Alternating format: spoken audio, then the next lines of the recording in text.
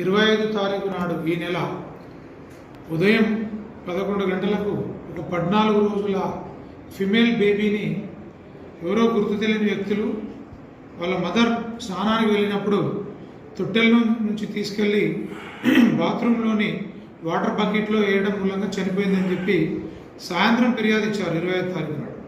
అట్టి ఫిర్యాదు పైన మేము కేసు రిజిస్టర్ చేసుకొని ఇన్వెస్టిగేషన్ ప్రారంభించాం. ఆ కేసులో ఫిర్యాదుదారుడు అట్టి మృతురాలు తండ్రి మరింత కాంప్లైంట్ ఇచ్చాడు. వాళ్ళు బిలాంగ్స్ టు తమిళనాడు స్టేట్, ఇక్కడ వాళ్ళు కాదు. 4 years నుంచి వాళ్ళు ఇక్కడ ఒక జయ ఫుడ్ కంపెనీలో వర్కర్స్గా పనిచేస్తున్నారు.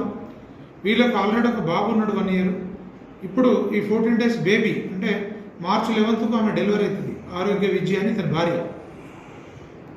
ఈమె హత్య చేయడానికి కారణం ఏంటంటే ఈ భర్త యొక్క కిడ్నీలు 2 కూడా ఫెయిల్ అయినాయి, ఆయన ఆరోగ్యం బాగలేదు, ఎంతకాలం బ్రతుకుతాడో తెలియదు అని ఈమె మదనపడి ఆడపాప పుట్టింది, మళ్ళీ ఈమె చదివించాలా పెళ్లి చేయాలంటే బాగా ఇబ్బందులు అవుతాయని చెప్పి భావించి ఆమె తన సొంత కూతురునే బాత్రూంలోని ప్లాస్టిక్ బకెట్లో వాటర్లో వేసి చంపేసి మళ్ళీ పాప కనిపిస్తలేదని చెప్పి వాళ్ళ అత్తమ్మకు మిగతా వాళ్ళకు చెప్పి కొద్దిసేపు యాక్ట్ చేసింది.